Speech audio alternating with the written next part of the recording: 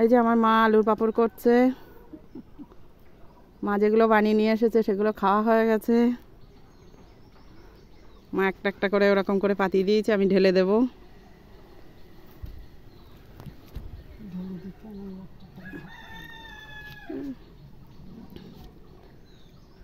এই যে পাতিয়ে দিয়েছি, এবার একটা একটা করে পাতিয়ে দেব।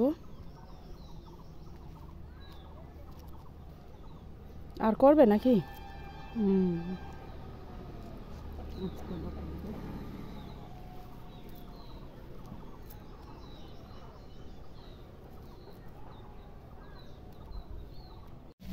এই যে আলুর পাঁপড় করে রান্না করতে চলে এসেছি। এই যে টমেটো চচ্চড়ি হচ্ছে, আর কাঠের উনুনেই রান্না করছিলাম। আর কপিস মাছ ছিল, মাছগুলো লবণ হলুদ মাখিয়ে নিলাম। মাখিয়ে নিয়ে একটু ভেজে নিয়েছি। আর পটল দিয়ে মাছ দিয়ে একটু রান্না করব, তা ভাবলাম আপনাদের সঙ্গে একটু শেয়ার করি। পটল আলু সব একসঙ্গে ভেজে নিয়েছিলাম। পটলগুলো আগে ভেজে নিয়েছি একটু লাল লাল করে, তারপরে আলুগুলো ভেজেছিলাম। আর এই যে তরকারিটা ফুটে উঠেছে।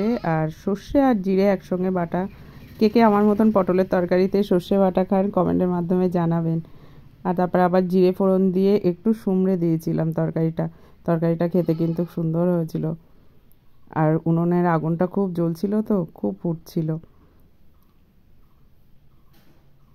তারপর মাছগুলো দিয়ে দিয়েছি। তো এই দেখেন আমার তরকারিটা হয়ে গেল।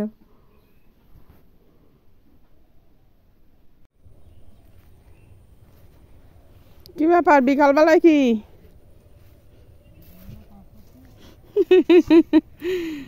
সে তো দেখতে পাইছি। কি ভাই বাবা ডেকে নিয়ে আসলো?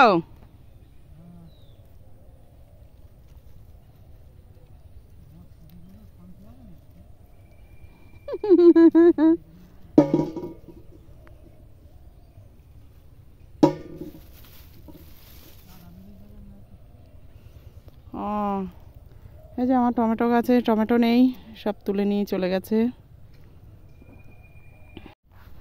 এই যে বিকালবেলার বেগুন আর টমেটো হয়ে গেল, কত সবজি হয়ে গেল।